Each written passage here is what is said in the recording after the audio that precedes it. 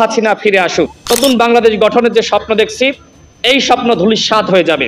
আজকে সংস্কারের কোনো ছিটে ফোঁটা আমরা দেখতেছি না। ডক্টর ইউনূসের হাতে পৌঁছেছে যুক্তরাষ্ট্রের প্রেসিডেন্ট ডোনাল্ড ট্রাম্পের বার্তা। কাগজটা নিছক চিঠি নয়, যেন সম্পর্কের পাতায় আঁকা এক কঠিন সিদ্ধান্ত। সেই চিঠিতে ছিল হুঁশিয়ারি, বাংলাদেশের অর্থনীতির জন্য নিঃসন্দেহে এই মুহূর্তে অশনি সংকেত। এরপর থেকেই বাংলাদেশের নানা বিষয় নিয়ে কথা বলছে যুক্তরাষ্ট্র। এবার মার্কিন পররাষ্ট্র দপ্তরের সংবাদ সম্মেলনে উঠে এলো 5 আগস্ট পরবর্তী সময়ে জনরোষে পুলিশ হত্যা ও থানায় হামলার বিষয়। এ নিয়ে কি বলল যুক্তরাষ্ট্র? শয়ে শয়ে সোহাগের লাশের উপর দাঁড়িয়ে জুলাই সন্ত্রাসীদের উলঙ্গ নাচ দেখাটাই আপনার আমার কপালের লিখন। জুলাই গণঅভ্যুত্থানের পর একটা বিরতি দিয়ে আবারও সংঘবদ্ধ হচ্ছে আওয়ামী লীগের নেতাকর্মীরা। হামলা মামলার ভয়ে এতদিন গা ঢাকা দিয়ে থাকলেও এখন তারা ঝটিকা মিছিল দিয়ে প্রকাশ্যে আসতে শুরু করেছে।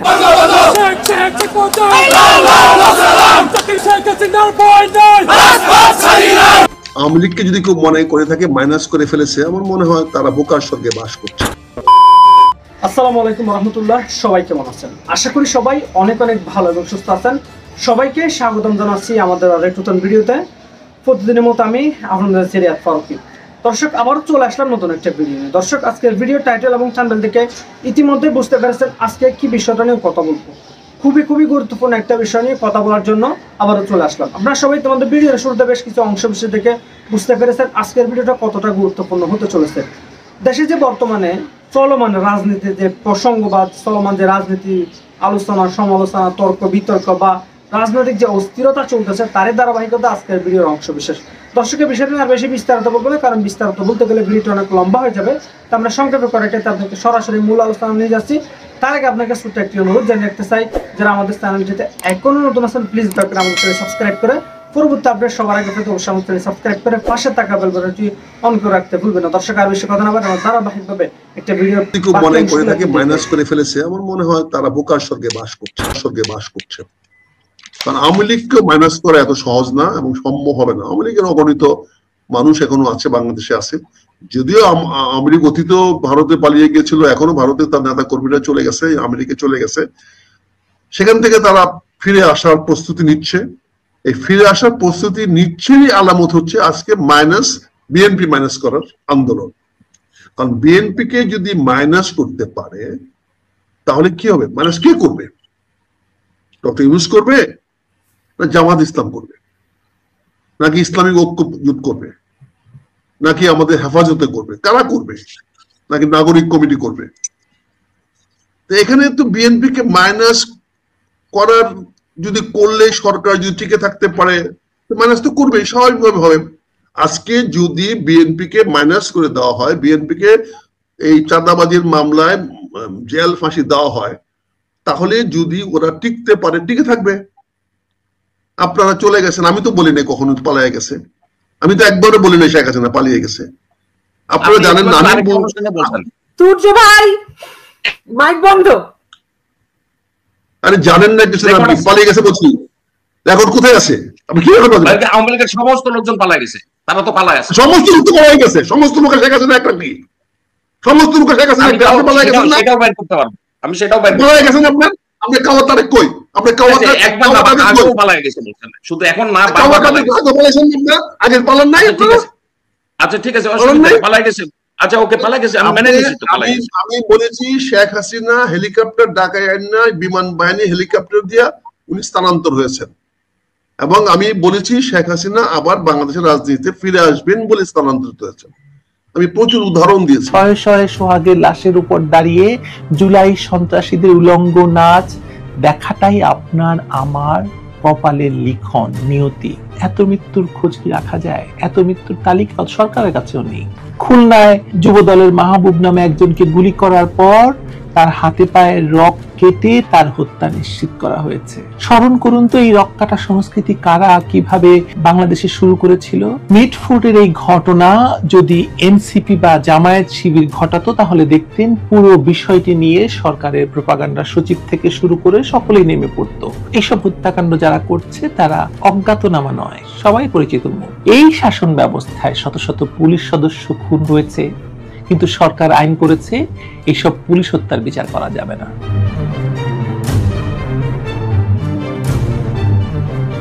পুরনো ঢাকার মিটফোর্ট হাসপাতালের সামনে ভাঙারি ব্যবসায়ী মোহাম্মদ সোহাগ ওরফে লাল চাঁদকে কুপিয়ে হত্যা, যে ভয়ঙ্কর দৃশ্য আসলে বাংলাদেশের মানুষ আজকের বাস্তবতায় দেখতে পেয়েছে। এটাই বাংলাদেশের সচিত্র দৃশ্য।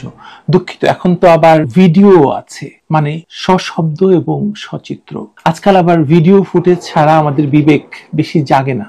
সামাজিক যোগাযোগ মাধ্যমে শোরগোল না হলে দেশের স্বাধীন গণমাধ্যম বেমালুম চেপে যেত এই ঘটনাটি, সন্দেহ নেই তাতে কোনো। এই পাথর ছুঁড়ে মেরে হত্যা কিংবা মব হামলায় হত্যা, এগুলো আসলে আর কোনো ব্যাপার নয়। ও আপনি তো আবার এদেরকে মব বলতে পারবেন না, এদেরকে বলতে হবে প্রেসার গ্রুপ। কিন্তু সেটা আবার সবাইকে বলা যাবে না, প্রেসার গ্রুপ সবাইকে বলা যাবে না। জামায়াত, শিবির, এনসিপি বা এবির যখন মব করে তখন তারা প্রেসার গ্রুপ, আর বিএনপির মব হচ্ছে গিয়ে হত্যাকারী, চাঁদাবাজ, বা তারা মব হলেও হতে পারে, প্রেসার গ্রুপ নয়। মিটফোর্টের এই ঘটনা যদি এনসিপি বা জামায়াত শিবির ঘটাতো তাহলে দেখতেন পুরো বিষয়টি নিয়ে সরকারের প্রোপাগান্ডা সচিব থেকে শুরু করে সকলেই নেমে পড়তো, যেমনটি তারা নেমেছে এতদিন। বিগত জুলাই সন্ত্রাসের পর থেকে পর্যন্ত, আওয়ামী লীগ নেতাকর্মী হত্যার পরে, ধর্ষণের পরে, লুটপাটের পরে। কিন্তু আজকে সোহাগকে হত্যার ভিডিও দেখে আমাদের বিবেক জেগে উঠেছে। কিন্তু এই জুলাই সন্ত্রাসীরা যখন খোদ ঢাকা বিশ্ববিদ্যালয়ে তোফাজ্জলকে ভাত খাইয়ে তারপর ধীরে সুস্থে পিটিয়ে মেরেছিল, তখন কিন্তু আমাদের বিবেক বন্ধক ছিল নতুন বন্দোবস্তের ব্যাংকে। আজকে এই নতুন বন্দোবস্তের বাংলাদেশে যত প্রকার নৃশংসতা দেখে আমরা ক্রমশ অভ্যস্ত হয়ে যাচ্ছি, তাতে হয়তো কিছুদিনের মধ্যেই এসব সবই দেশের প্রচলিত আইনেই শাস্তি হিসাবে যোগ করার ব্যবস্থা হবে, যেমনটি অন্যান্য শরিয়া আইনের দেশে কিংবা তালেবান আইনের দেশে আছে। আমি দেখতে পাচ্ছি যে বিগত 1 বছরে দেশে যে সকল ভয়ঙ্কর ঘটনা ঘটেছে তার জন্য দোষ চাপিয়ে দেওয়া হয়েছে অন্যায়ভাবে আওয়ামী লীগ এবং দলটির অন্যান্য সহযোগী সংগঠনের উপর। এই বিগত কিছুদিন ধরে সব দোষ আবার বিএনপির উপর দেওয়ার প্রবণতা লক্ষ্য করা যাচ্ছে। কয়েকটি ঘটনা বলি আপনাদেরকে, লক্ষ্য করুন। 1 নম্বর ঘটনা, যেরকম পুরনো ঢাকার ভাঙারি ব্যবসায়ীকে হত্যার প্রকাশ্যে ইট দিয়ে থেতলে মারা হয়েছে, তারপর তার মৃতদেহের উপর উঠে ঘাতকরা লাফিয়েছে, দাপিয়েছে, পা দিয়ে আঘাত করেছে। সবকিছু হয়েছে দিনের আলোয়, জনসমক্ষে, শত শত মানুষের চোখের সামনে।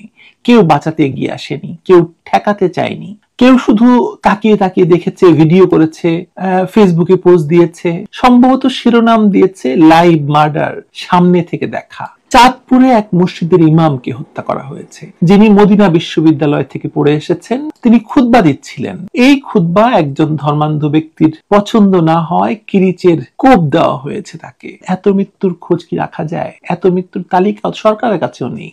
খুলনায় যুব দলের মাহবুব নামে একজনকে গুলি করার পর তার হাতে পায়ে রক কেটে তার হত্যা নিশ্চিত করা হয়েছে। স্মরণ করুন তো এই রক কাটা সংস্কৃতি কারা কিভাবে বাংলাদেশে শুরু করেছিল। চট্টগ্রামের কথা মনে করুন, 8 মার্ডারের কথা মনে করুন, ছাত্রলীগের 8 জন নেতাকে মেরে ফেলা হয়েছিল ব্রাশ ফায়ার করে। আর রক কাটার শিকার কতজন ছাত্রলীগ নেতা হয়েছিল মনে না থাকলে বলি, এই রক কাটা সংস্কৃতি আমাদের ঐতিহ্য, যেটি একসময় জামায়াত শিবির শুরু করেছিল।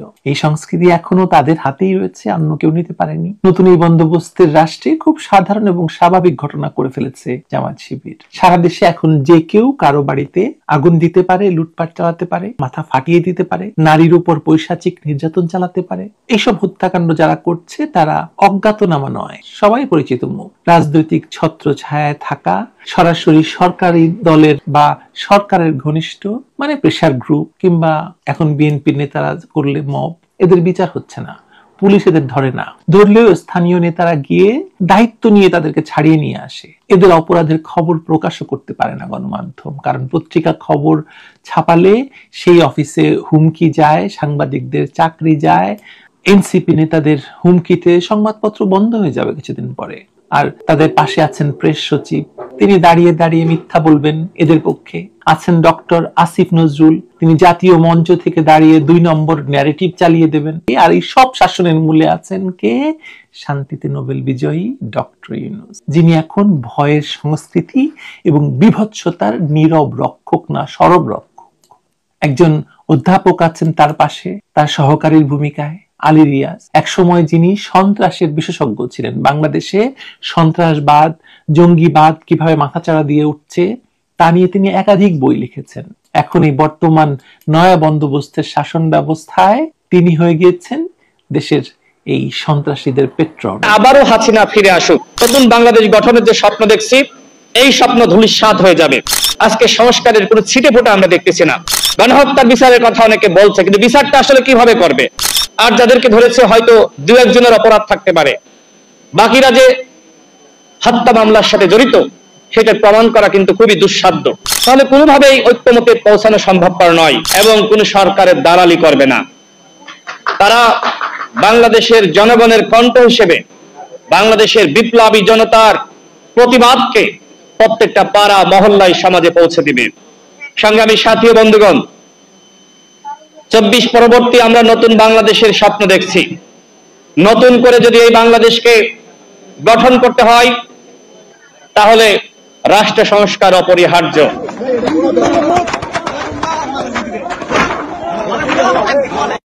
প্রিয় বন্ধুরা, প্রীতি, সালাম এবং শুভেচ্ছা নেবেন। শুরুতে আমি যে ছবিটি দেখিয়েছি সেটির জন্য আমি দুঃখিত। আমি এভাবে কাউকে অপমান করা হোক সেটা ব্যক্তিগতভাবে সমর্থন করি না, কিন্তু আমি ছবিটা আপনাদের দেখালাম এ কারণে যে দেখুন, বঙ্গবন্ধুকে যারা অপমান করেছে, বঙ্গবন্ধুকে মুছে ফেলার জন্য 32 ভেঙেছে, বঙ্গবন্ধুর ভাস্কর্য ভেঙেছে, স্বাধীনতার মুরালগুলো নিশ্চিহ্ন করে দিয়েছে, ইতিহাস কিন্তু খুব দ্রুততম সময় তাদের ফিরিয়ে দেওয়া শুরু করেছে। আজকে জিয়াউর রহমানের ছবি পদদলিত করছে এই বিএনপি, এদেরই রাজনৈতিক সহযোদ্ধারা। যাই হোক, আজকে যে বিষয়টা নিয়ে কথা বলতে চাচ্ছি, যে বাংলাদেশে এখন রাজনীতি জমে একেবারে ক্ষীর হবার মতো অবস্থা। এই পরিস্থিতিতে বিএনপি নিঃসন্দেহে ব্যাকফুটে। বিএনপির ভারপ্রাপ্ত চেয়ারম্যান তারেক রহমান গত শুক্রবার রাতে বাংলাদেশের এই দখলদার প্রধান উপদেষ্টা ডক্টর ইউনূসকে ফোন করেছিলেন এবং তিনি ফোন করে বেশ কিছু বিষয়ে কথা বলেছেন। ডক্টর ইউনূস উত্তর দিয়েছেন। আমি জাস্ট সামারিটা বলবো যে তিনি বলেছেন যে এই যে সারা দেশ জুড়ে হঠাৎ করে একটা বিএনপি বিরোধী যে আন্দোলন শুরু হয়েছে, তারেক রহমান মনে করে যে এর পেছনে ইউনূস সরকারের মদত রয়েছে। এবং তারেক রহমান আরো বলেছেন যে আমি তো সরকারকে, মানে আপনার সরকারকে অপরাধীদের গ্রেপ্তার করতে মানা করিনি, কিন্তু আপনারা কেন করছেন না? এবং এই যে সব কিছু হচ্ছে বর্তমানে এটি একটি ষড়যন্ত্র এবং নির্বাচন বানচালের ষড়যন্ত্র, যাতে নির্বাচনটাকে দীর্ঘায়িত করা যায় এবং ক্ষমতা কন্টিনিউ করা যায়। এবং তারেক রহমান এও বলেছেন যে আমি তো আপনাকে 200 কোটি টাকা পাঠাতে বলিনি, আপনি এটি পাঠানোর ব্যবস্থা করেছেন এবং ইউনূস সেন্টারের মাধ্যমে সেটি আবার ফাঁস করে দিয়েছেন। তারেক রহমান আরো বলেছেন যে এটা হলো বিএনপিকে ফাঁদে ফেলে নির্বাচন না করার ষড়যন্ত্র। তারেক রহমান লন্ডনে ডক্টর ইউনূসকে বলেছিলেন যে এইভাবে যদি সরকার ব্যর্থ হতে থাকে তাহলে সেটি শেখ হাসিনার প্রত্যাবর্তনকে ত্বরান্বিত এবং নিশ্চিত করবে। কথোপকথনের এক পর্যায়ে ডক্টর ইউনূস বলেছেন যে আপনার দলের চাঁদাবাজি এবং সহিংসতার দায় সরকার কেন নেবে? এবং নির্বাচন অনুষ্ঠানের প্রশ্নে ডক্টর ইউনূস বলেছেন যে আমি তো ডিসেম্বরের মধ্যে নির্বাচন অনুষ্ঠানের প্রস্তুতি নিয়ে রাখবার কথা বলেছি, এখন নির্বাচন কবে হবে সেটা দেখা যাবে। তো এই আলোচনার মধ্যে গতকাল আমরা দেখলাম যে গুলশানের লেক শোর হোটেলে তারেক রহমান জুলাই আগস্টের শহীদ পরিবারের সদস্যদের সাথে কথা বলেছেন এবং সেখানে তিনিও একই টোনে কথা বলেছেন এবং বিএনপি, তারেক রহমান তারা অনুধাবন করতে পারছেন যে তাদের বিরুদ্ধে একটা ষড়যন্ত্র। ভিডিওটি সম্পূর্ণ দর্শক সভা দেখার জন্য আপনাদের অসংখ্য ধন্যবাদ জানিয়ে এখানে শেষ করবো আজকের ভিডিওটি। ভালো থাকবেন, সুস্থ থাকবেন, আমাদের চ্যানেলের সাবস্ক্রাইব করতে ভুলবেন না। ধন্যবাদ সবাইকে। দেখাবো না কোনো ভিডিওতে, অবশ্যই আমাদের চ্যানেলের সাথে থাকুন, সঙ্গে থাকুন, দেখতে দেখতে ভালো লাগবে, ভালোবাসা পেয়ে যাবেন ইনশাআল্লাহ।